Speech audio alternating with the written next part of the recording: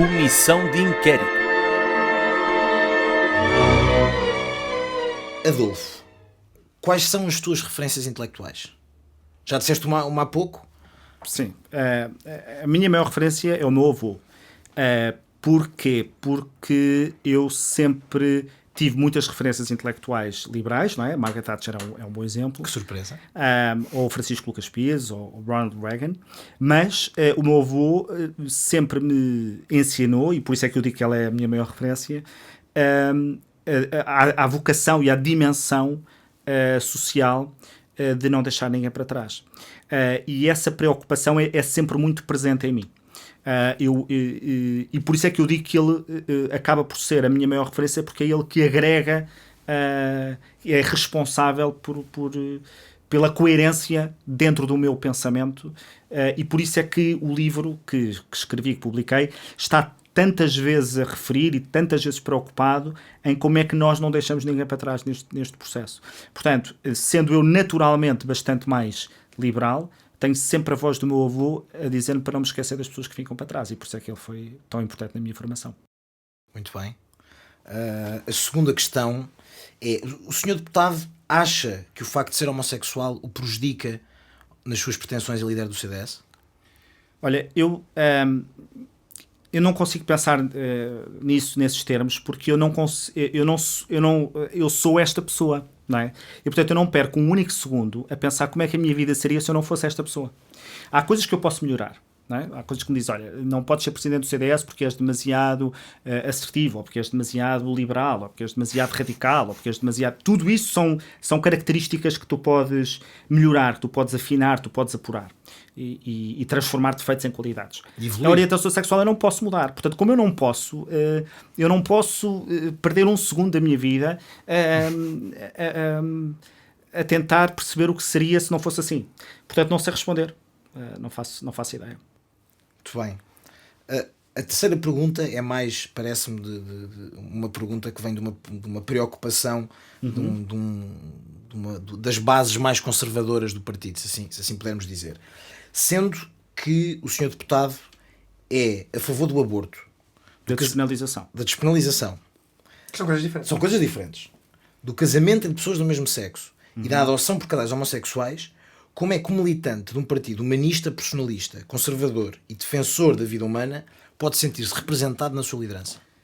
Eu sou a favor da despenalização da interrupção voluntária da gravidez, sou a favor do casamento entre pessoas do mesmo sexo e sou a favor do levantamento da proibição da adoção por casais entre pessoas do mesmo sexo, o que significa que essas pessoas se devem poder candidatar a um processo normal de avaliação, certo, e ser avaliadas nesse em pé de igualdade. Nesse processo. E essa pergunta está feita como se isso fosse incompatível com humanismo, ou se fosse incompatível com a defesa desses valores. Acho que não é. Essa é mais ligada à questão do aborto, não é? Acho que não é, e depois até podemos, mas até podemos desenvolver certo, mais. Eu não quero agora fugir à pergunta. Que existam militantes, dirigentes ou deputados do CDS que pensem como eu nessas matérias, ou que eu seja isso, só significa que no nosso eleitorado também há quem pense assim. São minoritários e eventualmente serão minoritários. Mas eu acho que um presidente do partido não tem nem condições, nem pode ter essa capacidade de alterar o sentimento maioritário do partido nessas matérias. Portanto, não estou a ver como é que um presidente do partido que pense de uma maneira diferente terá poder ou sequer a pretensão de fazer o partido mudar de opinião. Eu nunca, em todas as minhas tomadas de posição, nunca pretendi que o CDS mudasse de posição relativamente a essas matérias, se eu não quiser. E, portanto, sempre disse que comigo a matriz seria respeitada. Não há nenhum presidente do partido que concorde com tudo aquilo que o partido diz. Nenhum militante. Portanto, os meus pontos foram sempre nesse sentido. Agora, dentro destas questões, o grande combate que vivemos atualmente é o combate à eutanásia, onde eu estou em total sintonia com o partido e fui convidado várias vezes em muitos debates a ser convidado para poder ajudar com a minha capacidade argumentativa, por que razão é que nos termos em que estava proposta a eutanásia não devia ter sido aprovada e regulada. E é isso. Mas tenho a certeza que todos conhecemos entre dirigentes e militantes quem pensa de forma diferente que o partido em determinadas matérias. Agora vamos passar por uma das maiores crises da nossa existência, em que Portugal está com uma economia muito debilitada e que já vai para uma terceira crise em tão pouco tempo, e eu acho que o partido tem que apresentar aos portugueses, ou devia ser capaz de apresentar aos portugueses, a saída, a chave para sairmos daqui. E é nisso que devíamos estar concentrados. E aí o património ideológico do CDS é muito forte e devia ser posto ao serviço dessas soluções. Muito bem. Se o senhor deputado vier a ser presidente do CDS, convidará Francisco Rodrigues dos Santos para a sua equipa? Repara, a minha disponibilidade para ser candidato a presidente do CDS foi manifestada nos termos de eu entender que devia haver um congresso extraordinário, e se esse congresso extraordinário existisse, eu estava disponível para ser candidato a presidente do CDS.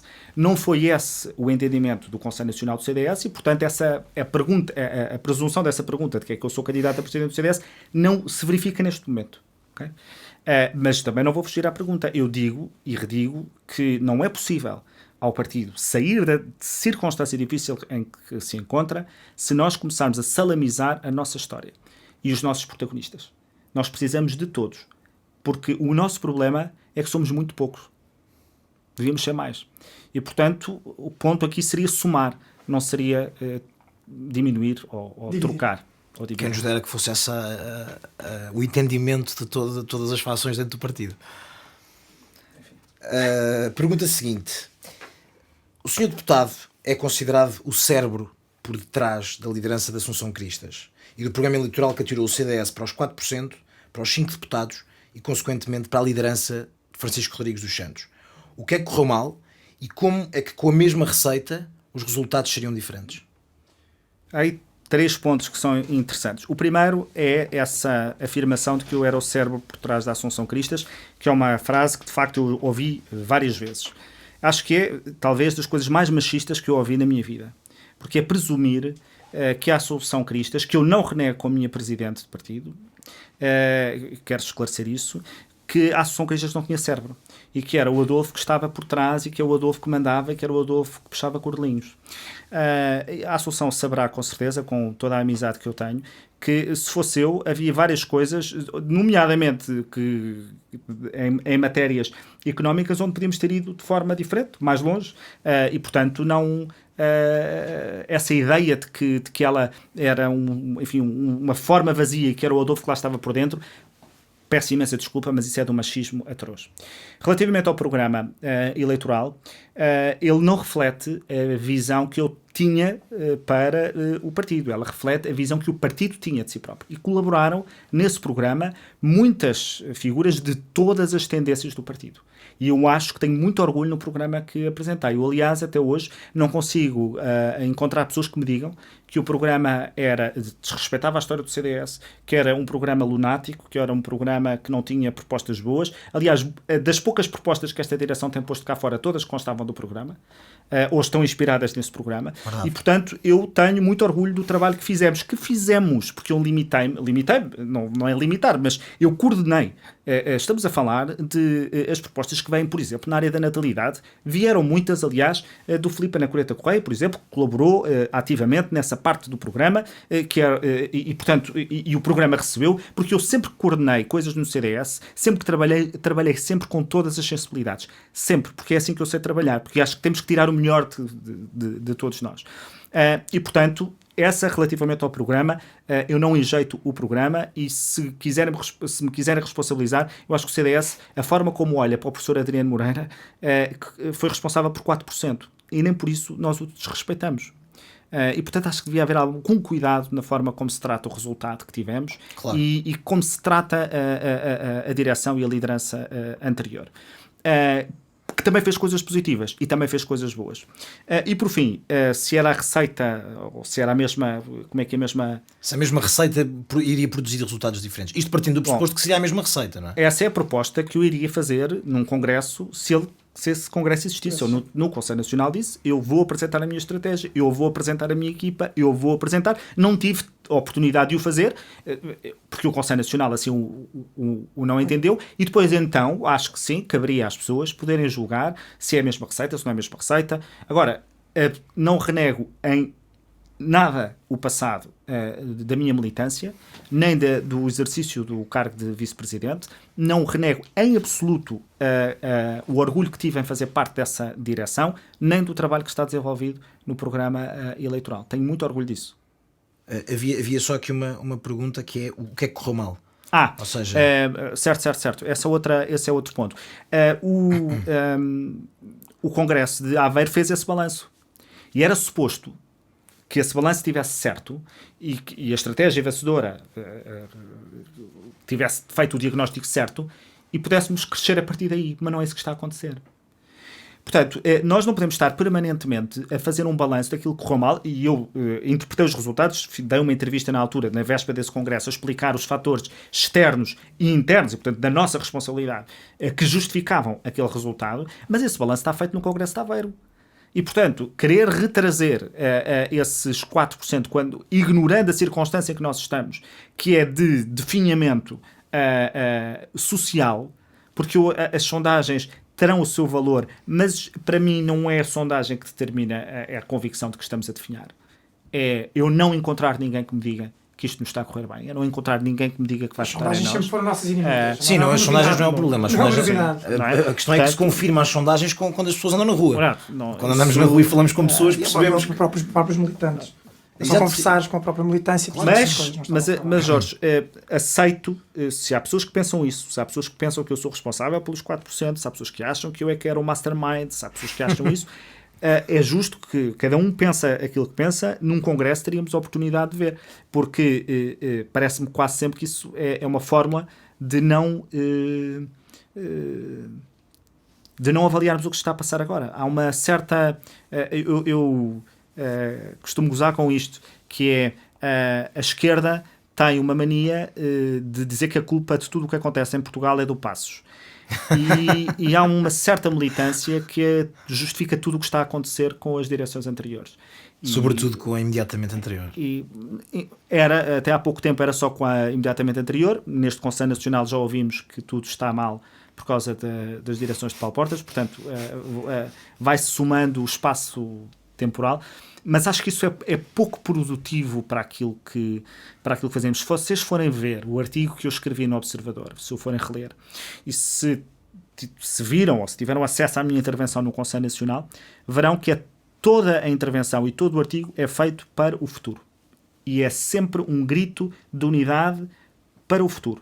Não perdi uma linha, nem um segundo. Só assim é que se devia trabalhar, é para a frente. Não, acho que os balanços têm que se fazer, como claro, é evidente. Claro que sim. E, portanto, não se pode ter um resultado 4. Não dá para olhar para a frente sem olhar para balanço, mas não há um plano para agora, trás. Claro. Como é evidente. E pessoas que estiveram nos momentos altos do partido e que também estiveram no momento baixo, não podem ficar apenas conhecidas pelo momento baixo e como se esquecendo tudo aquilo que fizeram e que trabalharam. Eu estou no... Enfim, há pessoas que estão no CDS há muito poucos anos e já dizem que eu tenho que me ir embora e fazem cartas de mau cristianismo e coisas do género e pessoas que acabaram de chegar. Quer dizer, eu tenho muita da minha vida em paralelo com o CDS, portanto... E dedicada a este partido, não é? E eu devo muito ao CDS. E o CDS deve muito, sem dúvida. Não, eu devo seguramente mais porque o CDS é uma instituição, não é? Claro. Mas com certeza todos nós teremos as nossas... enfim, a forma como aproveitamos as oportunidades que nos dão terá com certeza características individuais. Mas eu vim da Covilhã sem conhecer ninguém em Lisboa e, portanto, muitas das oportunidades que eu tive na vida foi o CDS que me as deu. E eu não esqueço isso. Quem lhe deve muito, na verdade, é esta comissão parlamentar. Certíssimo. Mas o Jorge... Porque... Eu, para além disso, queria só dizer uma coisa e em tom de elogio, porque de facto, para além de facto, vi a tua intervenção no Conselho Nacional e para além de ser claro que o teu raciocínio está virado para o futuro, também se repara que o teu, não é ataque, mas digamos que tu olhas para o adversário e o adversário está lá fora, não está cá dentro. Eu acho que isso é aquilo que... E pronto, e acho que não é segredo para ninguém que tanto eu como o Otávio te apoiámos e apoiámos a tua candidatura e, portanto, penso que isso deveria ser aquilo que devia motivar o partido. Há guerras internas que são grandes e que são duras e que têm razão de ser, e como sempre acontece nessas coisas, há razão dos dois lados. E perguntaram muitas vezes, mas como é que tu vais conseguir, num partido que está com guerras, com fações tão graves, tão duras, como é que tu achas que é possível resolver-se isso? E a minha resposta tem sido sempre a mesma. As guerras internas só se conseguem resolver quando se mobilizam as pessoas para uma guerra externa. É a única forma. Caso contrário, as guerras internas vão continuar a existir sempre. Porque o não sei quantos foi candidato, cabeça de lista, e devia ter sido outro, e vem não sei de onde, e o outro disse não sei o quê. Todas essas guerras que têm muitos anos são guerras que sempre existiram e que vão perdurar no tempo, como é normal em qualquer família, qualquer associação e em qualquer partido. A única forma que existe de resolver esse problema é mobilizar essas pessoas para um combate maior, lá para fora. É a única forma. Caso contrário, vai ser impossível resolvê-las. E esse combate, que é vocacionar as pessoas para fora, não é um combate retórico. Dizer o nosso inimigo está lá fora. É preciso dar instrumentos, ou seja, é preciso mobilizar as pessoas para algo que está a acontecer, para propostas que estejam a acontecer, para uma mudança que está a acontecer, para um programa que temos para apresentar. Isso é que tem que ser feito, porque com isso as pessoas entretêm-se e mobilizam-se, e as guerras poderão continuar a existir, mas descem na lista de prioridades dessas pessoas, essas guerras descem e estão motivadas para o combate externo, que é aquilo que devíamos estar a fazer. E devíamos estar a fazê-lo, parece-me a mim, se me permites, de uma forma muito mais proativa e menos reativa. Que eu acho que tem sido esse um bocadinho o problema da direita moderada em Portugal, é que andamos um bocadinho a reboque e tentamos, ou agimos mais na reação do que propriamente na ação. Tem havido falta de iniciativa, eu acho, concordo. Isto é, vamos reagindo dizendo que o governo está mal, e muitas das vezes quando reagimos com razão, e bem, não é? E está correto, mas a ausência de um plano alternativo que esteja permanentemente em cima da mesa também nos impede de antecipar propostas, de antecipar erros que o governo vai cometer e de conseguir contrapor com uma proposta que seja mobilizadora. Isso é verdade. Adolfo, peço desculpa, senhor deputado não inscrito. A última pergunta que tenho para si é a seguinte: nas próximas eleições do CDS, será candidato à liderança do partido? Eu disse, e enfim, as frases não têm muito tempo, têm pouco tempo, que achava que o CDS vivia uma crise de sobrevivência e que daqui a um ano podia ser tarde para resolver esse problema de sobrevivência. E que só faz sentido uma candidatura quando a pessoa entende que consegue resolver o problema. E eu disse que é uma opinião minha e sobre mim próprio, portanto, sujeita a que seja considerada uma absoluta falta de humildade, que neste momento, com os meses que ainda temos pela frente até às autárquicas e até às legislativas, que eu achava que era possível liderar que ainda íamos a tempo. Que ainda íamos a tempo de mudar. E, portanto, é com essa frase que fico. Vamos ver o que é que nos diz o contexto sobre como é que vamos chegar no final deste ano eleitoral, o que é que vai acontecer, e se é ou não é possível fazer uma avaliação sobre o estado do CDS. E se o Nuno Melo for candidato? Jorge, isso já são cenários. Nós neste momento acabámos. Não, e é importante dizer isto. Não é só porque o Nuno Melo falou precisamente sobre isso. Mas, Jorge, mas é porque mas é mesmo importante dizer isto, que o CDS teve neste momento uma oportunidade de clarificação. Usou essa oportunidade como entendeu. Se usou essa oportunidade como entendeu, o mínimo que devíamos fazer é respeitar a clarificação que o partido entendeu dar ao país, que é dizer que as coisas estavam bem assim. E, portanto, temos que respeitar as estruturas do partido. Não podemos estar a discutir lideranças quando esta direção, ou o que resta dela, claro, teve a confiança de 54%. E tem toda a legitimidade. Tem 54%. Portanto, o CDS disse ao país que as coisas estavam a correr bem e que íamos continuar a manter o caminho. Pronto, temos que respeitar essa decisão. E vamos, caminhando. Muito obrigado. Senhor Deputado, obrigado pelo seu paupérrimo e pelo seu trabalho, que foi salvo aqui pelo nosso... Lamentável, diria.